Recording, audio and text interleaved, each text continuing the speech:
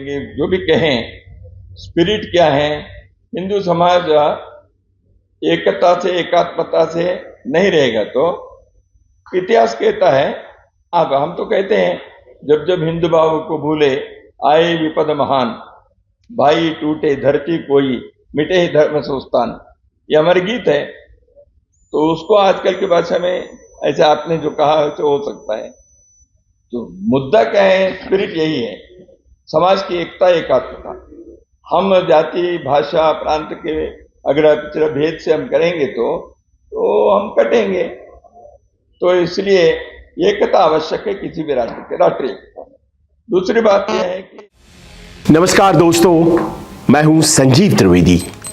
देश की राजनीति में बदलाव की एक आहट सुनाई पड़ रही है। लोकसभा चुनाव के बाद दशा दिशा तय हो गई हो अगले 5 सालों की, ऐसा नहीं लग रहा है। लग ये रहा है कि हर चुनाव के साथ नई राजनीतिक सच्चाइयां आकार ले रही हैं। भारतीय जनता पार्टी अगर कमजोर दिखाई पड़ी लोकसभा चुनाव के दौरान, तो वो कमजोर हो गई ऐसा नहीं है।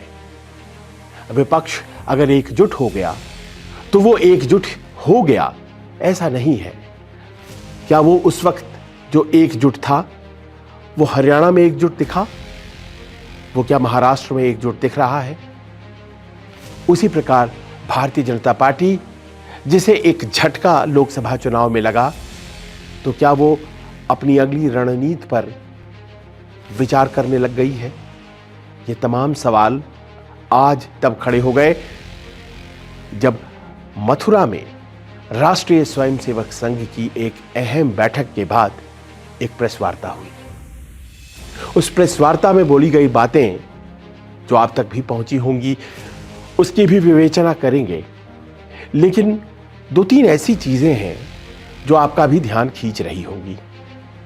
नीतीश कुमार एक ऐसे नेता के तौर पर जाने जाते हैं जिसने भारतीय जनता पार्टी के साथ सरकार बनाई या फिर राष्ट्रीय जनता दल के साथ अपनी एक अलग छवि कायम करने में सफल हुए, जिसमें कि वो समाज के हर वर्ग को साथ लेकर चल सकने में सक्षम है, ये उन्होंने साबित किया। लेकिन उन्हीं की सदारत में राज्य अभी चल रहा है और ऐसे में केंद्रीय मंत्री गिरिराज सिंह बिहार में हिंदू स्वाभिमान यात्रा के दौरान जिस तरह से अपने बयान रखते हैं और अपना पक्ष सामने रखते हैं, उस पर उनकी खामोशी क्या ये बताती है कि नीतीश कुमार और उनकी राजनीति आज की तारीख में डाइल्यूट हो रही है, उस ब्रांड की पॉलिटिक्स डाइल्यूट हो रही है। एक सांसद अररिया से हैं प्रदीप सिंह ने जो बातें कही, उन बातों को लेकर के नाराजगी जताई गई।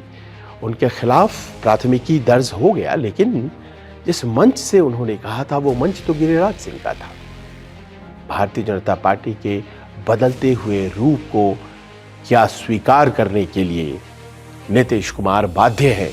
सरकार उन्हें चलानी है तो फिर इस बदले हुए मिजाज के साथ अपने आप को एकाकार करना पड़ेगा।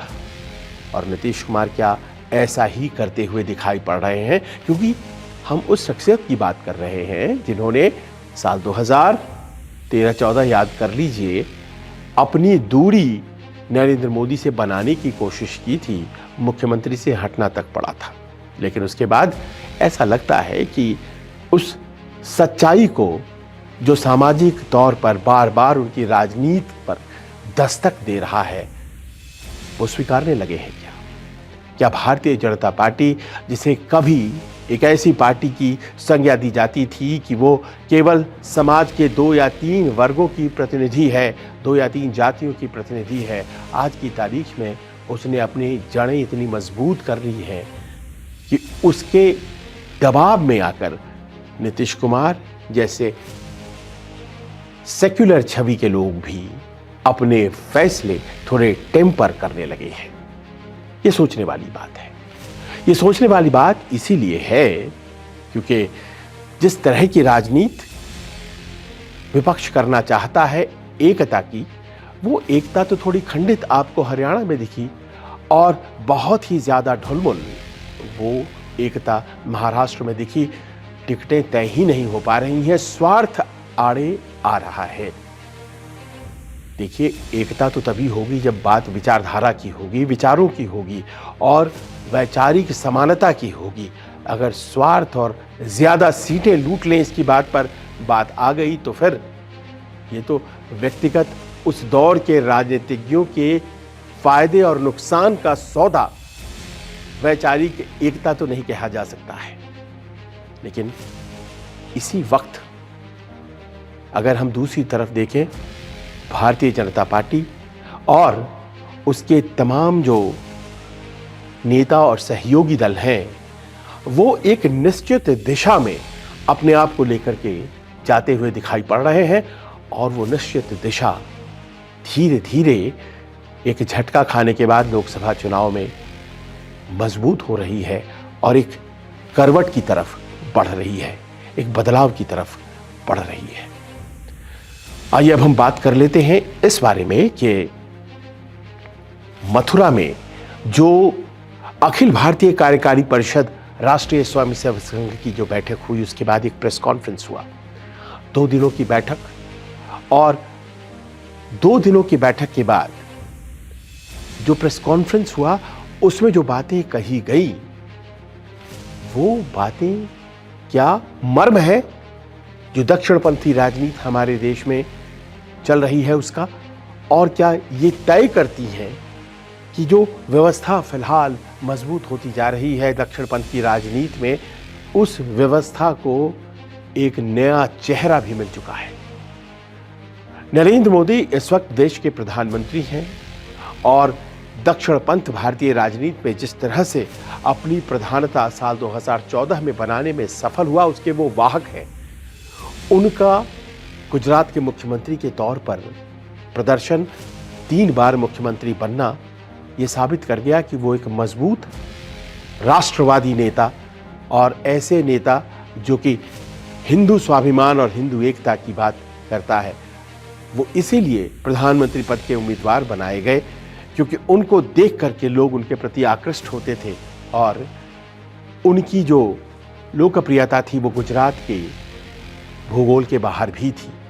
और देखिए क्या हुआ, उसके बाद वो एक ऐसे नेता के तौर पर भारतीय जनता पार्टी के भीतर ही स्थापित हुए जिसने पुराने लौह पुरुष लाल कृष्ण आडवाणी की गद्दी हिला दी।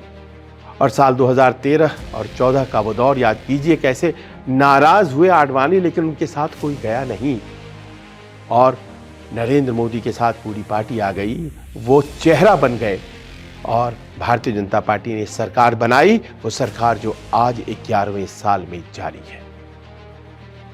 और इसी बीच नरेंद्र मोदी की जो राजनीति है, उसने देश के सबसे बड़े सूबे में भारतीय जनता पार्टी को प्रधानता दी। देश के सबसे बड़े सूबे से नरेंद्र मोदी ने चुनाव लड़ा, देश के सबसे बड़े सूबे से वो चुनकर आए और वहां की 80 सीटें उत्तर प्रदेश, उसमें से सारी की सारी नहीं तो ऑलमोस्ट 73 सीटें जब वो जीत कर आए तो समझ में बात आ गई कि साल 2017 का चुनाव बहुत मुश्किल नहीं होने जा रहा है।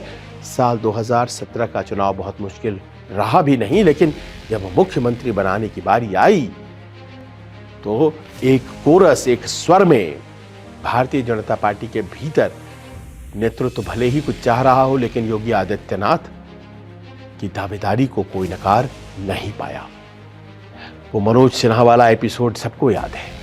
योगी आदित्यनाथ जिन्होंने साल 2022 में अपनी और मजबूत पकड़ कुछ इस तरह से की कि दूसरी दफा बहुत दिनों बाद किसी ने जीत हासिल की थी। वो लगातार 2 बार बने।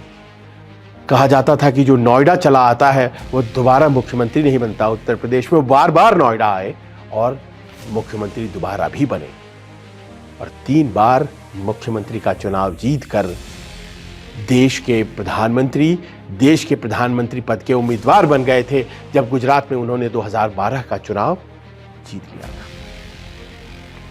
योगी आदित्यनाथ 2027 की तैयारी कर रहे हैं।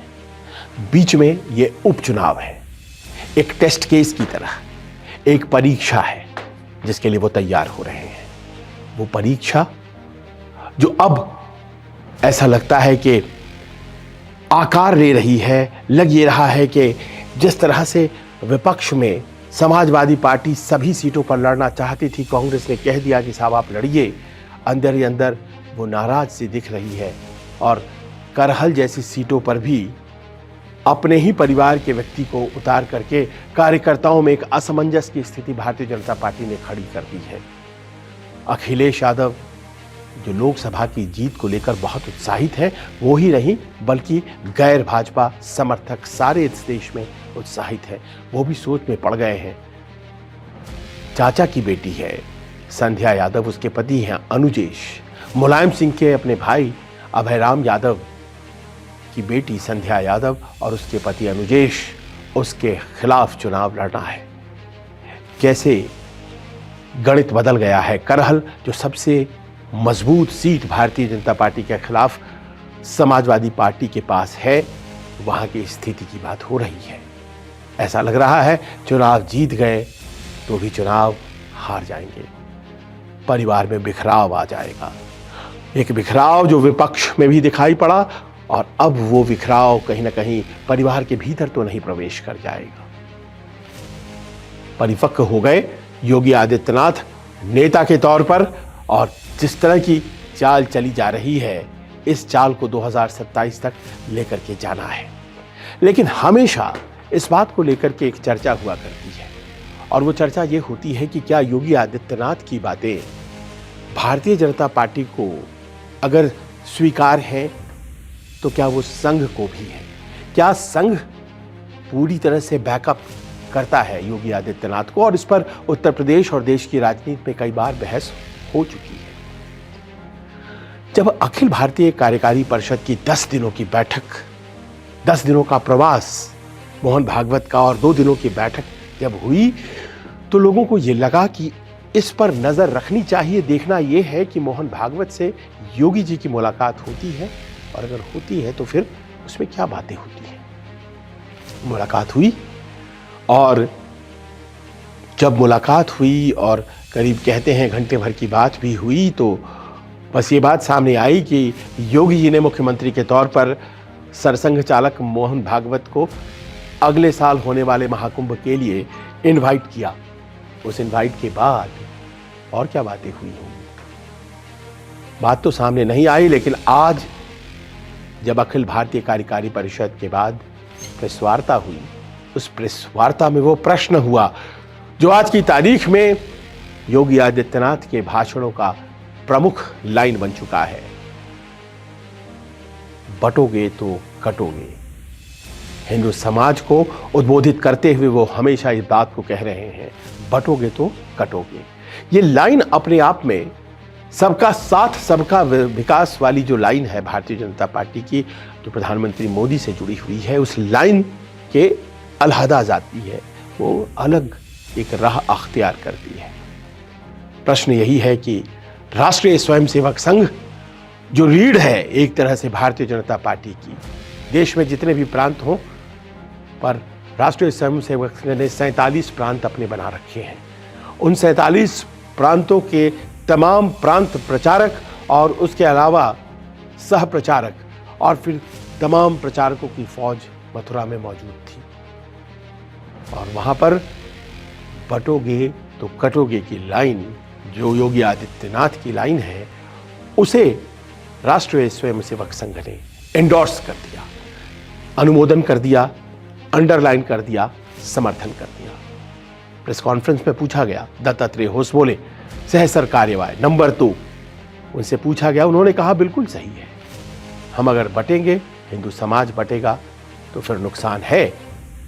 इस लाइन में विश्वास राष्ट्रीय स्वयंसेवक संघ जब जताता है तो इसके क्या मायने हैं।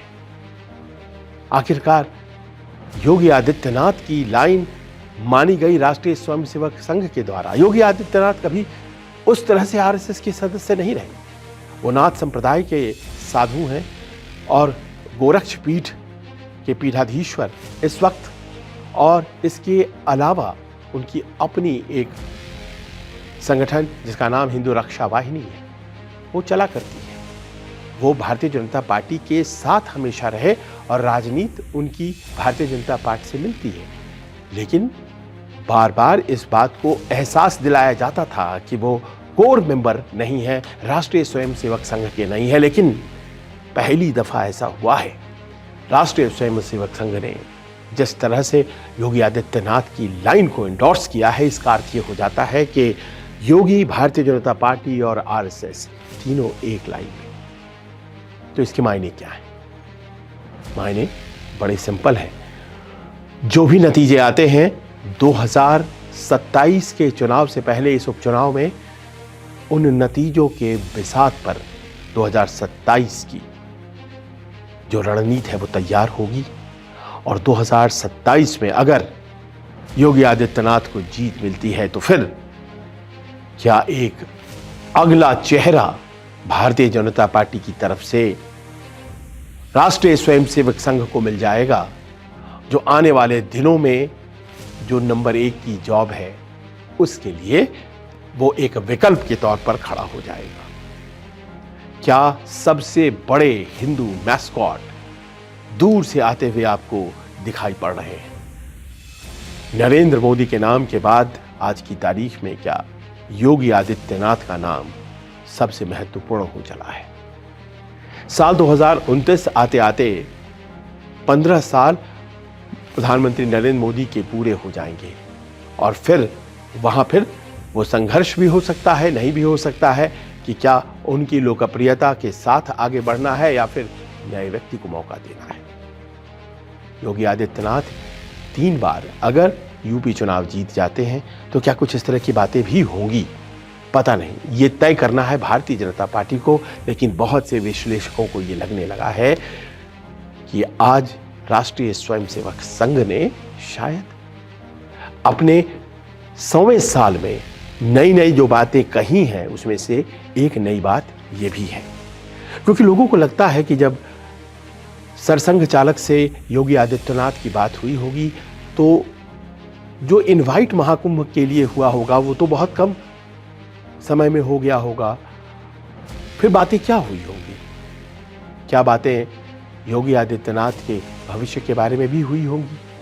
क्या बातें इस बात बारे में भी हुई होंगी कि अब यहां से 100वें साल में संघ किस तरह से कार्य करेगा, कैसे वो आगे बढ़ेगा? क्या उसे ये भी तय करना है कि जो लाइन है हिंदुत्व की वो और मुखर हो या फिर नहीं हो? और अगर योगी आदित्यनाथ के पीछे हिंदुत्व की लामबंदी होती है तो फिर जाहिर है कि एक नई राजनीति की आहट, जो मैं शुरुआत में कह रहा था, उसकी आहट ऐसा लगता है कि भारतीय राजनीति पर दस्तक दे रही है। आपको क्या लगता है? आपको क्या ये भी लगता है कि ये सब कुछ यूं ही है, ऐसा नहीं है और ये संभव नहीं है कि इस वक्त कोई बदलाव, चूंकि केंद्र में नेतृत्व बहुत मजबूत है, आरएसएस सोच भी रही होगी? या फिर आपको लगता है कि आरएसएस एक ऐसी संगठन है जो हमेशा भविष्य की चुनौतियों के बारे में तैयार होती रहती है? आपको लगता है कि विपक्ष के पास इन सब के बीच बहुत बड़ी अपॉर्चुनिटी अभी भी है, क्योंकि राष्ट्रीय स्वयंसेवक संघ की 77,000 शाखाओं में ऐसा नहीं है कि हर भारतीय वहां पहुंच रहा है, हर हिंदू वहां पहुंच रहा है। आपको क्या लगता है? अपने तरीके से अपने कमेंट्स में हमें जरूर लिखकर बताइए। नमस्कार।